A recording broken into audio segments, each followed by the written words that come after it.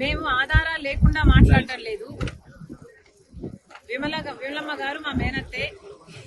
కానీ మేము చేస్తున్న ఏమైతే మాట్లాడుతున్నామో వివేకానంద రెడ్డి గారి హత్య విషయంలో మేము ఆధారాలు లేకుండా మాట్లాడటం లేదు. ఏమైతే సిబిఐ చెప్తుందో అవే ఆధారాలు ఉన్నాయి అని మేము మాత్రమే ఎత్తి చూపుతున్నాము.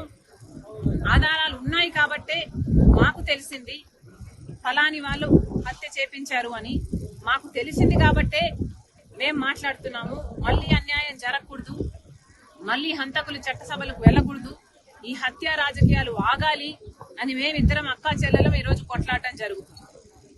విమలమ్మ గారి కొడుకుకి జగన్మోహన్ రెడ్డి గారు వర్క్స్ ఇవ్వడం జరిగింది, ఆర్థికంగా వాళ్ళు బలపడడం జరిగింది కాబట్టే ఈరోజు విమలమ్మ గారు ఆ విషయాన్ని గుర్తుపెట్టుకున్నారు. కానీ చనిపోయింది సొంత అన్నని వివేకానంద రెడ్డి గారు తనకు ఎంత చేశారో అన్న విషయము విమలమ్మ గారు మర్చిపోయినట్టున్నారు. వయసులో పెద్దపడ్డారు, వయసు వచ్చింది, మర్చిపోవడం సహజమే, మర్చిపోయినట్టున్నారు. అందులో ఎండాకాలం కాబట్టి ఇలాంటి మాటలు మాట్లాడుతున్నారు. మేము ఆధారాలు లేకుండా మాట్లాడటం లేదు. విమలమ్మ గారు మా మేనత్తే. కానీ మేము చేస్తున్న ఏమైతే మాట్లాడుతున్నామో వివేకానంద రెడ్డి గారి హత్య విషయంలో మేము ఆధారాలు లేకుండా మాట్లాడటం లేదు. ఏమైతే సిబిఐ చెప్తుందో అవే ఆధారాలు ఉన్నాయి అని మేము మాత్రమే ఎత్తి చూపుతున్నాము.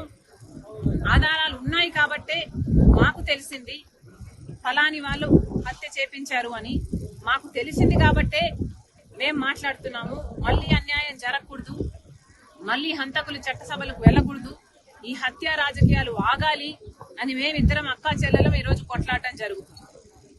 విమలమ్మ గారి కొడుకుకి జగన్మోహన్ రెడ్డి గారు వర్క్స్ ఇవ్వడం జరిగింది, ఆర్థికంగా వాళ్ళు బలపడడం జరిగింది కాబట్టే ఈరోజు విమలమ్మ గారు ఆ విషయాన్ని గుర్తుపెట్టుకున్నారు. కానీ చనిపోయింది సొంత అన్నని వివేకానంద రెడ్డి గారు తనకు ఎంత చేశారో అన్న విషయము విమలమ్మ గారు మర్చిపోయినట్టున్నారు.